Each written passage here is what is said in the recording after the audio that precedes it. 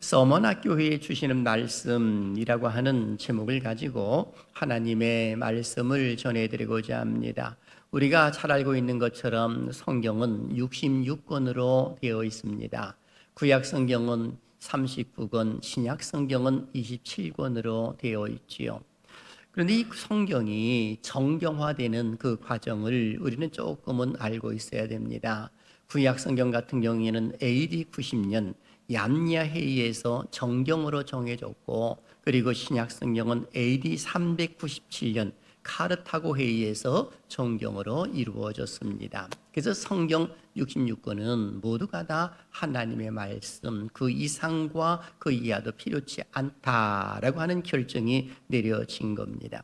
근데 이 성경 66권 가운데서 이 하나의 흐름이 하나가 있는데, 그 흐름이 뭐냐면 바로 언약입니다. 이 언약은 이 창세기서부터 시작을 해서 성경 66권 전반에 흐르고 있는 모습이다라고 하는 겁니다.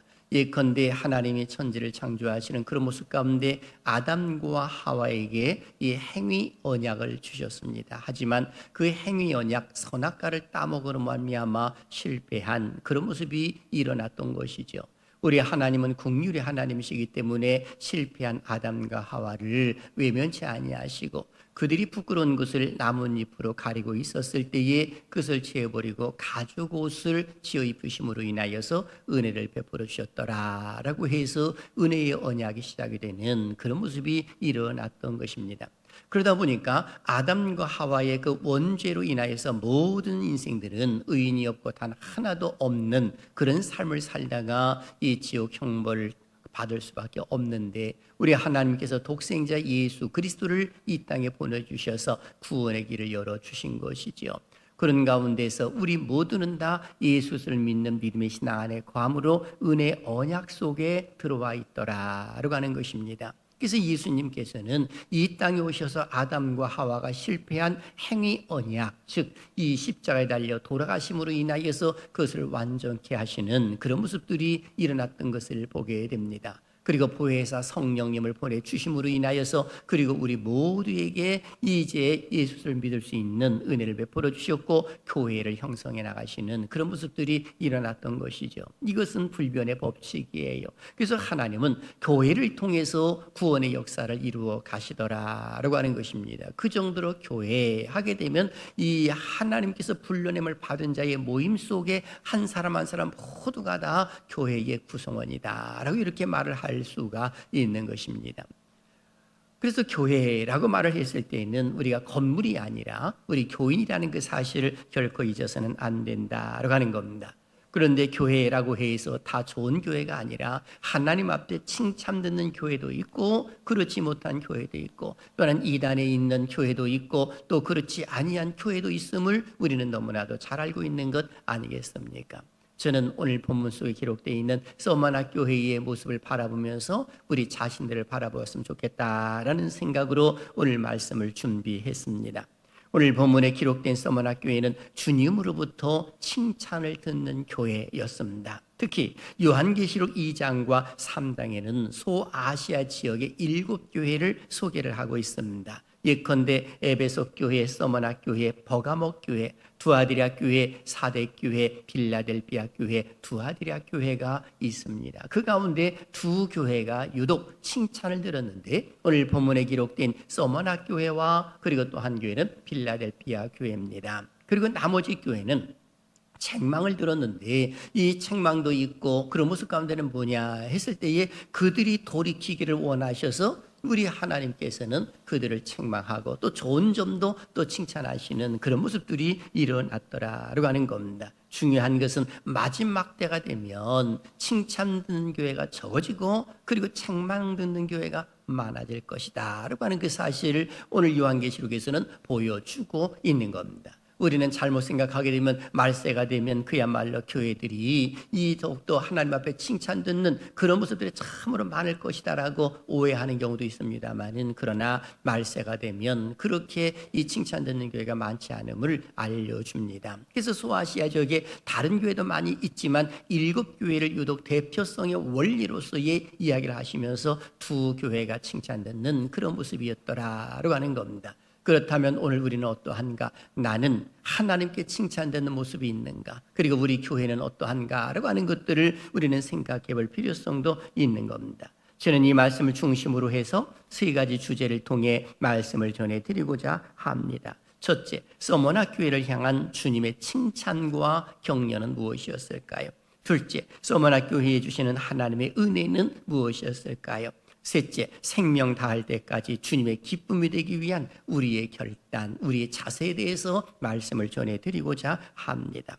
말세가 되면 사탄의 기승이 더 심할 것이죠. 성도는 천국 시민권자이기 때문에 사탄에게 속해 있지를 않습니다. 더러운 귀신에게 속해 있지를 않는 겁니다. 비록 세상의 삶을 살고 있지만은 우리의 시민권은 하늘에 있음을 결코 잊어서는 안 되는 겁니다. 그래서 빌립보서 3장 20절 하반절에 우리의 시민권은 하늘에 있는지라라고 성경은 기록하고 있습니다. 이것은 그 누구도 바꿀 수 없는 하나님의 법칙이라고 말을 할 수가 있습니다. 겨울이 지나면 봄이 오듯이 예수 그리스도를 믿는 그 순간 속에 동시다발적으로 성령님의 임재하심이 일어나고 성령님으로 인하여서 우리는 하나님의 백성이 되고 하나님의 자녀의 확신을 갖는 그런 모습들이 일어나는 겁니다. 비록 세상의 삶을 살고 있지만은 우리는 하늘나라의 시민권자다라고 하는 것을 잊어서는 안 됩니다. 그러다 보니까 이 더러운 세력들이 가만히 내버려 두지를 않지요. 택한 자라 하더라도 넘어뜨리려고 하는 모습이 나옵니다. 그러다 보니까 요한계시록을 보게 되면 음료가 있는 곳이 바로 어디냐라고 했을 때에 세상을 가리켜 말합니다. 특히 세상을 가리켜 바다라고 요한계시록은 말합니다. 그러다 보니까 요한계시록 13장 1절을 보게 되면 짐승이 나오는 곳이 바다이고 요한계시록 20장 13절을 보게 되면 죽은 사람들의 장소가 바다이고 또한 요한계시록 18장 10절부터 19절을 보게 되면 우상 숭배적 상업 활동이 하던 곳이 바로 바다라고 하는 겁니다. 그러다 보니까 음녀 바벨론이 거하는 곳이기에 마귀는 하나님의 사람들을 넘어뜨리려고 술수를 부리는 그런 모습들이 일어나는 겁니다. 심지어는 교회까지 택한 백성이라 하더라도 하늘나라 시민권자 하더라도 더러운 마귀 사탄은 그들의 쫄개 귀신들을 보내가지고 넘어뜨리려고 하는 그런 모습들이 일어나는 겁니다. 아마 여러분들도 신문을 통해서 아시는 분은 아시겠습니다만은 얼마 전에 중국에서 시온교회 목사 30명을 체포한 사실이 기록되어 있습니다. 경향신문 일자의 보도입니다. 그런데 이 모습을 바라보면서 제가 묵상하는 것 중에 하나가 뭐냐 했을 때에 실제로 중국에는 약 8억 대의 CCTV가 있거든요. 그러면 그들의 활동을 그동안 몰랐겠는가 하러 가는 겁니다. 다 알고 있었겠지요. 그러다 보니까 지하교회에 그야말로 이 숨어서 예배드리는 그런 모습들도 많이 있고 드러나서 예배드리는 경우도 없지 않을 수 있겠지만 그러다 보니까 이제 때가 되면 이제 더 이상 확장되어서는 안 되겠다라고 해서 아마 그들을 체포하지 않았을까라는 생각도 해보게 됩니다. 지난 14일에 있었던 일입니다. 이 모습을 바라보고 미국 무부에서는 즉각 석방하라고 미국에서는 이것을 촉구하는 그런 모습들도 일어났던 것을 본 바가 있습니다. 이 정도로 더러운 세력들은 사탄 더러운 귀신들은 그야말로 택한 자라 하더라도 넘어뜨리고 그 교회가 확장되지 못하도록 만드는 그런 모습들이 일어났던 겁니다. 바로 서머나 교회도 그와 같은 환난을 당했고 어려움을 당했지만 끝까지 그 믿음을 지켰던 것이 오늘 성경 속에 기록되어 있는 것 아니겠습니까? 서머나는 에베소에서 북쪽으로 약 56km 정도 떨어져 있는 항구 도시입니다. 오늘날 터키의 이즈미르라고 하는 지역이라고 말할 수가 있을 것입니다. 사도 바울이 사도행전 19장 10절 이하에 보게 되면 이곳에서 제3차 전도 여행 중에 바로 서머나 교회가 형성되는 그런 모습들이 일어났던 것이죠. 그러다 보니까 이 서머나 교회에 하게 되면 이 지역은 황제 숭배의 중심지가 되어 있는 것입니다. 이 황제에 하게 되면 가이사, 존엄한자라는 의미를 가지고 있는 모습이거든요. 그런데 당시에 주 하게 되면 황제 외에는 없는 겁니다. 다른 신을 둔다고 하는 것은 있을 수가 없는 일이죠. 그러다 보니까 황제 숭배를 거역하다 보니까 반국가적인 큰 단기관으로 불리게 되었고 그러다 보니 어려움을 당하고 환난을 당하는 것이 그 시대의 모습이었습니다. 이런 가운데서도 그 믿음을 돈독하게 하고 배반하지 아니하고 끝까지 믿음을 지켰던 교회, 바로 그 교회가 서머나 교회라고 말할 수가 있는 겁니다. 오늘날로 우리가 빗대어서 보게 되면 지금 세상에서는 세속주의가 얼마나 빠르게 교회로 물들어오고 있는지 모릅니다. 막 밀려오고 있는 거예요. 쓰나미처럼 밀려오고 있는 그런 모습인데, 만일에 우리가 영적으로 깨어있지 아니하게 되면 나도 모르는 사이에 그 세속주의에 빠지고 세속화에 빠짐으로 인하여서 교회에서 하고 있는 일들이란지 별 관심이 없고, 그리고 하나님을 믿는 믿음의 신앙에서도 돈독하지 않는 그런 모습을 가질 수가 있음으로 인하여서 오늘 우리는 스스로를 점검할 필요성이 있는 겁니다. 써머나 했을 때에 뭐라고 하는 말은 향을 가리켜 말하는 것이거든요. 유향을 뜻하는 말입니다. 유향은 흩을수록 그 향은 멀리 퍼져나가듯이 써머나 교회는 그야말로 핍박이 있으면 있을수록 그 그리스도의 향기가 바랬던 교회가 바로 써머나 교회라고 말할 수가 있는 겁니다. 자, 그러면 우리는 첫 번째 질문을 해봅니다. 써머나 교회를 향한 주님의 칭찬과 격려는 무엇이었을까요? 그 첫 번째는 소망을 주셨습니다. 오늘 8절 이렇게 기록을 하죠. 같이요. 시작. 써머나 교회의 사자에게 편지하라. 처음이며 마지막이요 죽었다가 살아나신 이가 이르시되 아멘. 여기 예수님은 그 교회가 처한 형편에 따라서 자신의 모습을 그대로 드러내 보여주셨는데, 핍박받는 써머나 교회를 향하여서는 처음이며 마지막이다. 이것을 헬라어로 알파와 오메가다 이렇게 표현해주고 있는 겁니다. 그러니 알파와 오메가 되신 하나님은 모든 것을 알고 계시고 주장하시고 주관하시는 분, 바로 이걸 보여주고 있는 겁니다. 심지어는 핍박을 받아가지고 수많은 사람들이 죽거든요. 이 환난을 당하고 어려움을 당하는 그런 모습이 있었습니다. 그런 모습 가운데 있지만은 오늘 여기 보니까 죽었다가 살아나신 이 누굽니까? 예수 그리스도이시거든요. 그렇게 주님께서는 죽었다가 살아나신 부활의 첫 열매가 되어 주심으로 인하여서 너희들이 환난당하고 어려움당하고 심지어는 죽음도 맞이하지만은 그러나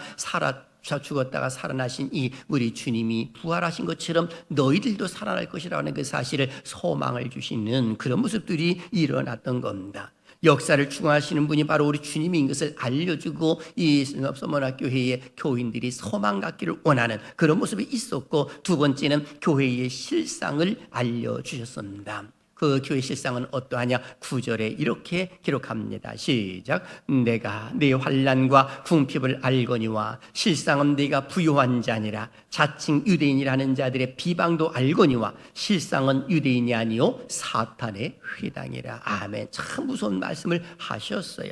여기 보니까 교회 실상을 그대로 알려주었는데 써머나 교회가 당하고 있는 세 가지의 어려움을 이야기를 하셨어요. 첫째는 환난이요, 두 번째는 궁핍이요, 세 번째는 비방이다 라고 이렇게 표현해주고 있습니다. 여러분, 환난이라고 하는 말이 뭐예요? 압력이란 뜻이거든요. 마치 머리 위에다 커다란 바위돌을 올려놓고 있는 것 짓누르는 모습이 바로 환난, 이 표현을 해주고 있는 것이거든요. 이것이 원어적인 모습이에요. 그래 참으로 견디기 힘든 시험 아니겠습니까? 대체로 보게 되면 그 당시의 만행을 보면 우리 기독교인들 탁 잡아가지고 그리고 그 기름을 짜가지고 그 기름을 가지고 그리고 이제는 횃불을 밝혔다라고 하는 역사적인 기록이 있습니다. 그 정도로 우리 기독교인들은 많은 핍박을 당하고 어려움을 당한 거예요. 이것이 바로 환난이라고도 표현해주고 있는 것입니다.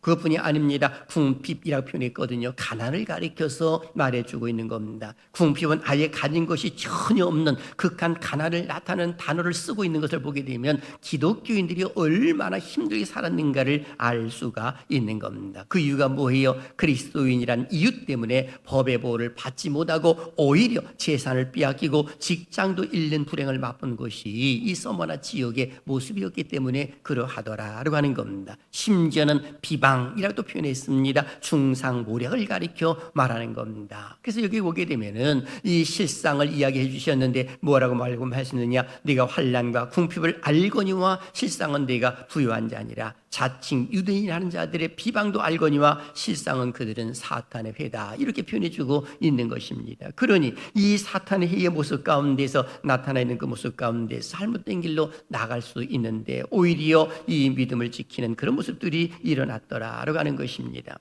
소망을 주신 하나님은 또 교회 실상을 알려주셨고 그리고 더 나아가서는 사탄의 회당이라고도 표현해주고 유대인들의 모임 그 자체가 잘못됐음을 알려줍니다. 그리고 세 번째는 권면의 말씀도 이야기를 하셨습니다. 오늘 10절 같이 한번 읽어볼까요? 시작. 너는 장차 받을 고난을 두려워하지 말라. 볼지어다 마귀가 장차 너희 가운데에서 몇 사람을 옥에 던져 시험을 받게 하리니 너희가 10일 동안 환난을 받으리라. 아멘. 이 말을 한마디로 말씀드리면 모든 것을 내가 알고 있다, 이 뜻이거든요. 내가 다 알고 있다는 거예요. 지금 여기 환난 당하고 있는 서머나교회 교인들 향하여 하시는 말씀을 보십시오. 너는 장차 받을 고난을 두려워하지 말라, 이렇게 표현했거든요. 여러분, 장차 받을 고난, 지금도 고난 중에 있거든요. 얼마 많은 아픔이 있습니까? 고난 당하고 있는데 또 장차 받을 고난이 또 있다는 거예요. 여러분, 이것은 설상가상이잖아요. 지금도 아파 죽겠는데 또 다른 아픔이 있다고 하니까 얼마나 이것이 아쉽겠습니까? 이 얼마 전에 제가 병원에 가서 이렇게 피를 뽑는데 간호사님이 여기 피를 다 뽑아봤어요. 피를 뽑았는데 잘못 뽑았는지 아유 죄송합니다, 다시 한번 찌를게요 그러더라고. 그래서 이쪽 팔로 주세요 해가지고 이쪽 팔을 줬어요. 여기도 아팠는데 그렇게 또 아픔을 또 느낄 것 같아 생각하니까 은근히 그렇다고 해서 뭐라고 말은 못하겠고 네 잘 해주세요 해가지고 손을 이렇게 내가지고 그리고 이제 바늘을 찔러서 이렇게 피를 뽑는 그런 모습이 있었습니다. 찔는데 또 찔르면 또 아프잖아요. 바로 이런 모습을 생각한 거예요. 그러니까 환난당하고 고난당할 때 또 다른 고난이 있게 되는 그런 모습이 지금 서머나교의 모습이에요. 그런데 뭐라고 표현합니까? 마귀가 장차 너희 가운데서 몇 사람을 옥에 던져 시험을 받게 하리니 너희가 10일 동안 환난을 받으라. 10일이라고 했을 때는 짧은 기간을 가리켜 말하는 것이거든요. 만일 이것이 긴 시간이라고 한다면 견디지를 못하겠지요. 그런데 짧은 시간 동안 너희가 어려움을 당할 것이니 염려하지 말아라 라고 이렇게 표현해주고 있는 것입니다. 그렇습니다. 서머나교회 주님께서는 친히 나타나셔서 위로와 격려의 말씀을 하셨습니다. 살아나신 이 하시면서 부활의 첫 열매 되신 주님께서 이 소모나교회에 소망을 주셨고 그리고 교회의 실상 너희들이 지금 당하고 아픔 있는 거 내가 다 알고 있다라고 표현을 하고 계시면서 그리고 환난과 핍박과 비방이 있을 것임을 알려주시면서 권면의 말씀을 아끼지 아니하셨습니다. 고난은 겪고 있지만 그러나 이것이 긴 시간이 아니라 잠시라고 하는 것을 알려주고 있는 겁니다. 바로 우리 주님은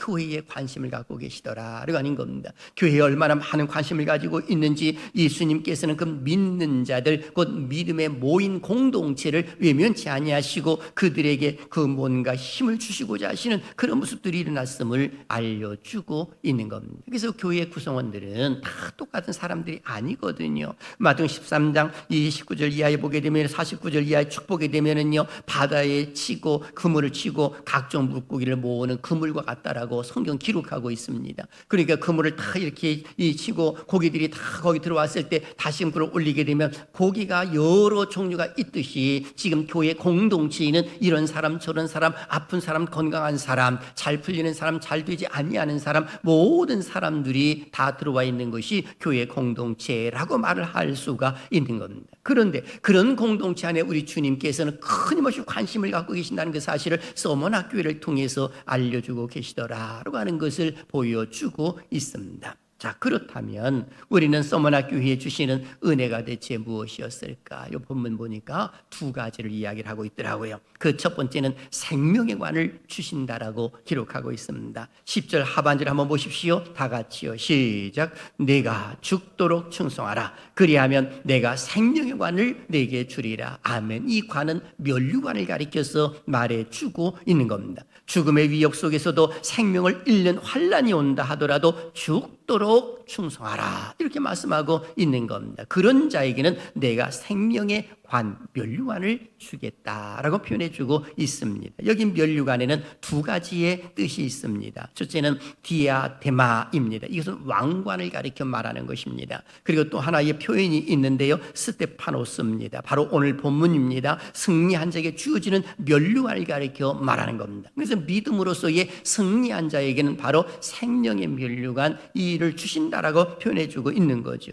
그래서 성경에는 여러 가지 면류관을 이야기하고 있습니다. 고린도서 9장 25절에 썩지 아니할 면류관, 데살로니가서 2장 19절 자랑의 면류관, 디모데후서 4장 8절에 의의 면류관, 베드로전서 5장 4절에 영광의 면류관, 계시록 4장 4절에 금면류관, 그리고 야고보서 1장 12절, 계시록 2장 10절 오늘 본문 속에 기록되어 있는 생명의 면류관을 성경은 기록을 해놓고 있습니다. 이 말씀의 의미는 바로 하나님 주시는 그 상급이 각각 다르다는 그 사실을 알려주고 있는 겁니다. 그러니 다 동일한 모습으로서의 그 상이 같다고 한다면 큰 의미가 없지요. 어떤 사람들은 태어나자마자 이 잘못된 길로 나가는 사람도 있고, 어떤 사람은 일생 동안 주님을 위해서 희생하고 살다가 그리고 이제 죽음을 맞이한 사람도 있을 것인데, 만일에 천국에서 공의로우신 하나님이 이런 것들을 다 동일한 것으로 본다고 한다면 이것은 뭔가 잘못된 거 아니잖아요. 잘못된 거잖아요. 그러니까 공의로우신 하나님이라고 성경 끊임없이 이야기를 해주고 있습니다. 끝까지 충성하는 자에게 생명관을 주신다. 그리고 두 번째 주시는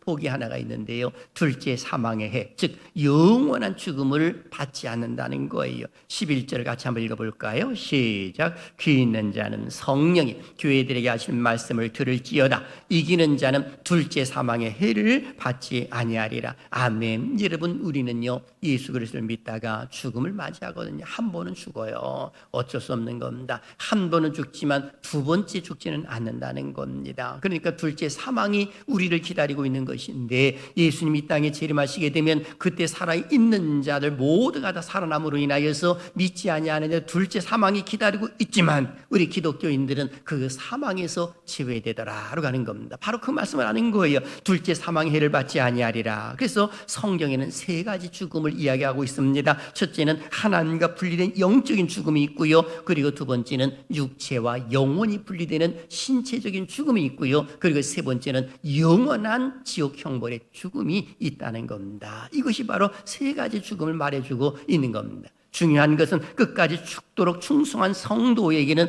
이 그야말로 생명의 관을 주시고, 그리고 둘째 사망의 해를 받지 않도록 만들어 주시겠다라고 이렇게 말씀하고 있는 겁니다. 바로 서머나교회에게 주시는 말씀이거든요. 그러다 보니까 서머나교회에 실제로 그 교회의 감독이었던 폴리갑의 이야기는 유명한 이야기로 지금도 남아 있습니다.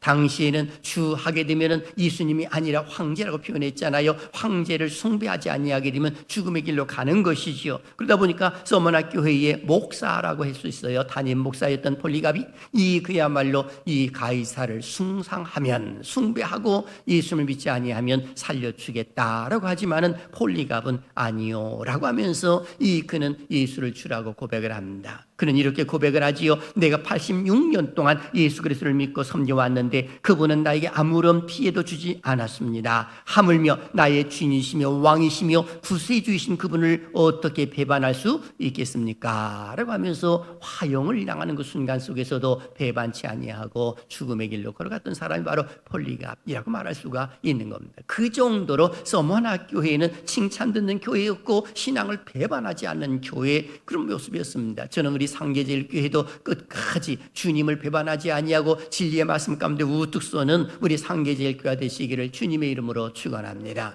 하나님은 교회에 관심을 갖고 계시는 거예요. 얼마나 큰 관심을 갖고 계시는지 요한계시록 2장 1절 보게 되면 7뼈를 오른손에 잡으시고 7 금초대 사이를 거느리시는 이가 이르시되 라고 성경은 기록이 되어 있습니다. 7뼈라고 할 때는 당시 소아시아 지역의 7 목회자를 가리켜 말하는 것이고, 7 금초대 라고 말을 했을 때는 소아시아 지역을 대표하고 있는 7교회를 가리켜 말하는 겁니다. 여러분, 금초대가 무엇일까요? 금초대 하게 되면 불을 밝히는 것이 촛대의 역할이거든요. 그것도 금초대라고 표현했습니다. 소중하다는 것입니다. 그 교회가 등불을 밝히기를 원하고 계시는 그 하나님의 분명한 의도가 들어가 있더라라고 하는 겁니다. 그런 거로 교회는 진리의 등불을 밝게 비춰야 하는 것은 말할 것도 없지만 우리 하나님이 기뻐하시는 그 일들을 이루어내려고 노력하는 것이 옳은 겁니다. 왜요? 하나님은 그 한 사람을 들어 쓰시기를 기뻐하시기 때문에 그런 겁니다. 이런 이야기가 있잖아요. 소크라테스의 제자였던 디오게네스의 유명한 이야기 말입니다. 밝은 대낮에 등불을 켜고 도시를 돌아다닙니다. 그러자 사람들이 왜 밝은 대낮에 등불을 들고 다닙니까? 라고 이렇게 질문을 합니다. 그러자 디오게네스는 이렇게 말합니다. 세상이 너무 어두워서 정직한 자를 찾고 있소이다 라고 말합니다. 바로 정직한 자가 누구일까요? 예수를 믿는 믿음의 사람, 의인이라고 말할 수가 있는 것이거든요. 하나님은 그 한 사람을 찾고 계시는 거예요. 그 한 사람을 찾고 모세를 들어서 이스라엘 백성들을 이끌어내는 사람으로 만들어 주셨잖아요. 다윗을 들어 쓰심으로 인하여서 그리고 하나님의 나라를 확장시키는 그런 모습들이 일어났잖아요. 그렇다면 오늘 우리들도 교회 한 구성원으로서의 하나님 나를 부르셨구나 라고 하는 모습으로 교회의 불을 밝히는 자들이 되어야지, 교회의 불을 끄는 자들이 되어서는 안 된다라고 하는 겁니다. 그래서 7뼈를 오른손에 잡고 7촛대 사이를 거니시는 이 바로 우리 주님께서는 우리 상계제일교회도 주목하고 계시고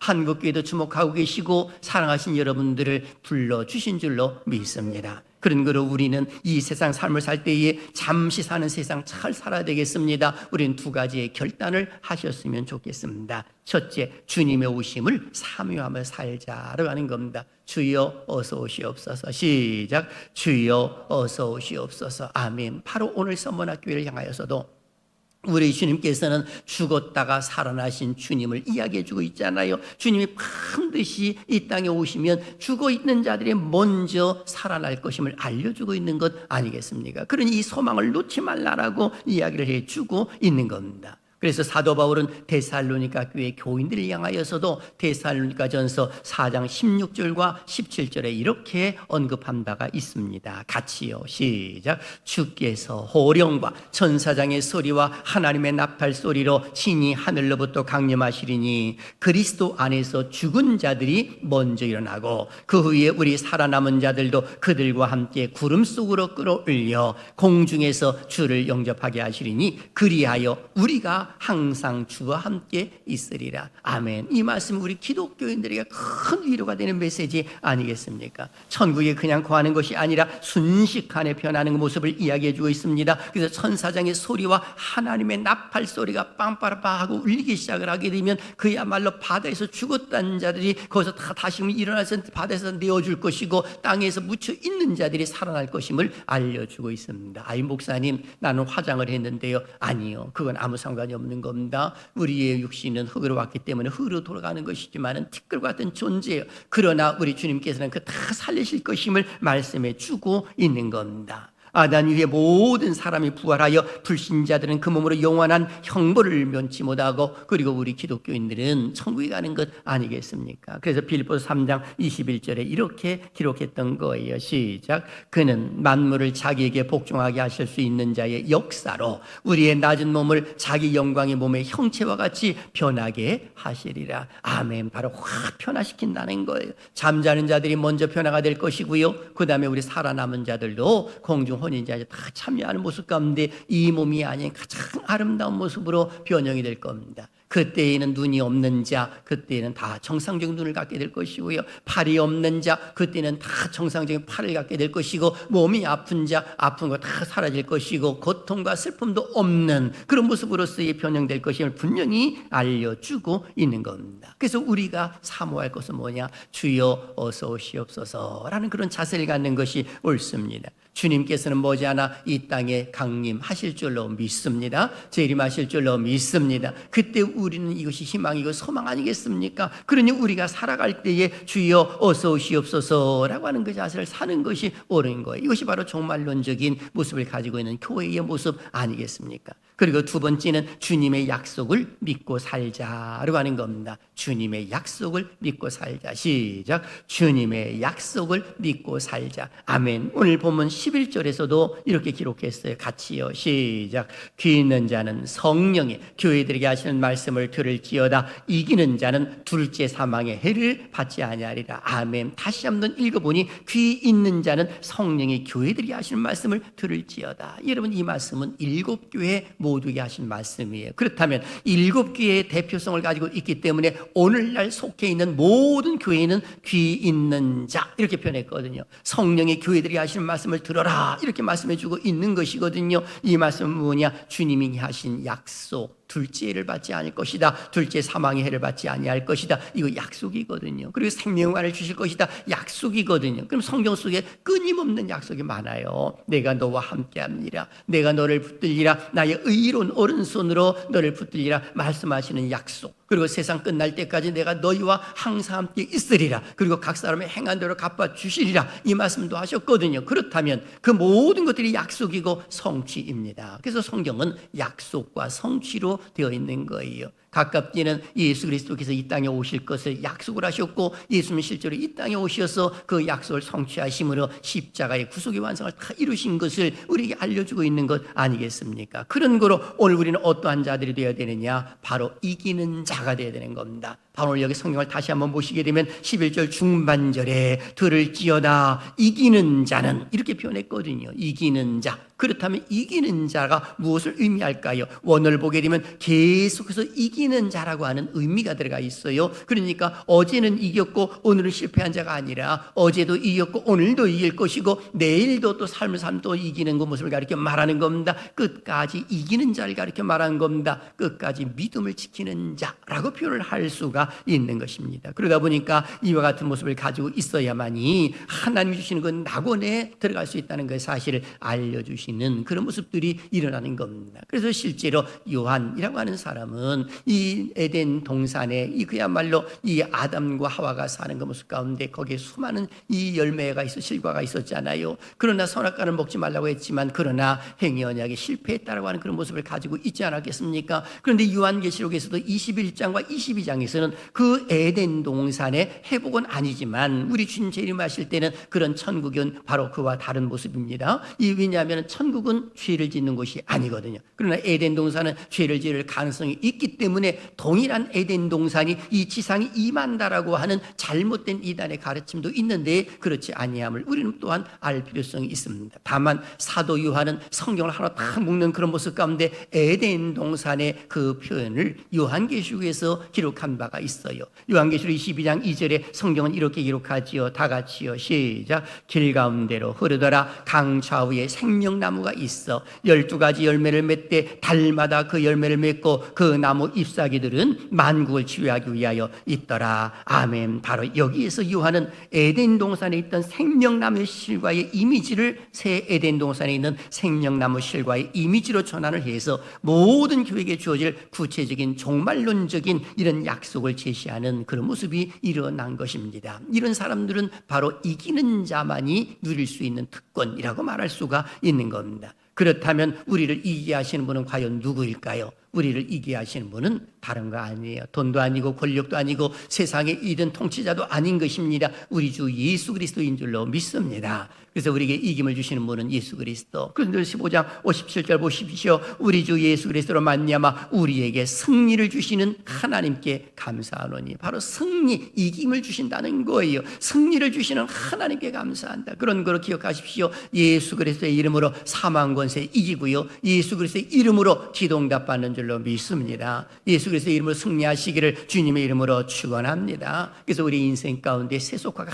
아무리 밀려온다 하더라도 예수를 잘 믿는 믿음의 신앙이 있으면 흔들릴 이유가 전혀 없는 거예요. 그래서 저는 가끔 가다가 오늘 말씀을 묵상하게 되면 이 오뚜기를 많이 생각합니다. 여러분 오뚜기를 한번 보십시오. 오뚜기는 아무리 흔들어도 뒤뚱뒤뚱 하다가 흔들리고 제자리에 탁 쓰거든요. 이유가 뭘까요? 오뚜기 밑에는 추가 달려있기 때문에 그런 거예요. 아무리 그걸 넘어뜨리려고 해도 넘어지지를 않습니다. 우리 기독교인들이 역시 동일한 모습이에요. 예수 그리스도를 중심으로 우리 인생의 삶을 살기 때문에 아무리 세속화가 물려오고 환란이 닥쳐온다 하더라도 그것 때문에 쓰러지거나 넘어지거나 낙심하지를 않는 겁니다. 비록 잠시 상한 갈 때와 같고 꺼져가는 심지와 같기 때문에 흔들 수는 있겠지요. 그러나 우리 주님께서는 우리에게 이김을 주시는 분, 승리를 주신 분이기 때문에 반드시 제자리에 앉혀 놓으실 줄로 믿습니다. 이 은혜와 함께 하시기를 주님의 이름으로 축원합니다. 하나님이 함께 하시면 승리하는 겁니다. 예컨대 다윗도 보십시오. 얼마나 어려움을 당했습니까? 그러나 가는 곳곳마다 승리하잖아요. 그 이유가 뭐예요? 사무엘 8장 6절에 다윗이 어디로 가든지 누가 이기게 하시니라? 여호와께서라고 말씀하고 있습니다. 하나님이 이기게 하셨다라고 기록하고 있습니다. 그 하나님은 우리 상계절교회 하나님이요, 한국교회의 하나님이요, 사랑하신 여러분들이 하나님이신 줄로 믿습니다.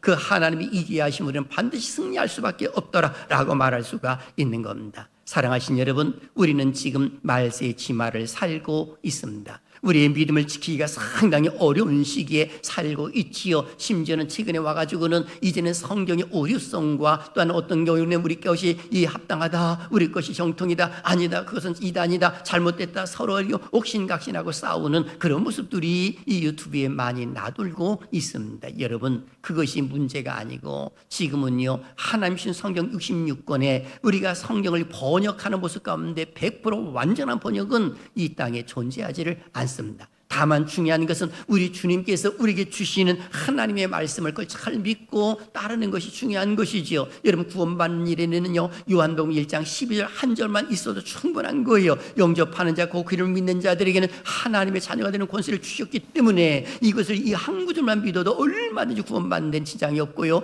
요한복음 3장 16절에 하나님 세상을 이처럼 사랑하사 독생자를 주셨으니 이는 그를 믿는 자마다 멸망하지 않고 영생을 얻게 하려 하심이니라 라고 하는 이 한 구절만 있어도 우리는 전혀 구원받는 일에 지장이 없는 거예요. 그런 거로 살아가신 여러분, 성경의 권위를 떨어뜨린다든지 교회의 권위를 또 실추시킨다든지 이런 것에 절대로 귀담아 듣는다든지 아니면 거기에 현혹될 이유가 전혀 없는 겁니다. 요한복음 8장 29절을 한번 보십시오. 나를 보내신 이가 나와 함께 하시도다. 나는 항상 그가 기뻐하시는 일을 행함으로 나를 혼자 두지 아니하셨느니라. 바로 우리 주님께서는 하나님이 나를 보내심으로 인하여 나와 함께 하시고 나는 항상 그 아버지 하나님이 기뻐하시는 일을 이루어간다라고 고백하고 있는 겁니다. 저는 우리 상계시일교뿐만이 아니라 사랑하신 여러분들 모두가 다 하나님이 기뻐하시는 일을 이루어가는 은혜가 있기를 주님의 이름으로 축원합니다. 진리의 말씀 가운데부터 서야 되는 거예요. 그리고 죽도록 충성하는 것입니다. 하나님의 약속을 그대로 믿으면서 주님의 오심을 사모하며 살 때 우리 주님은요, 절대로 외면치 아니하시고 필요한 것 공급해 주셔서 또한 하나님의 자리에, 그 하나님의 일꾼의 자리에 그대로 세워주시고 또 오늘에도 승리하도록 이끌어 주실 줄로 믿습니다. 이 은혜를 가지고 이 한 주간도 승리하시기를 주님의 이름으로 축원합니다.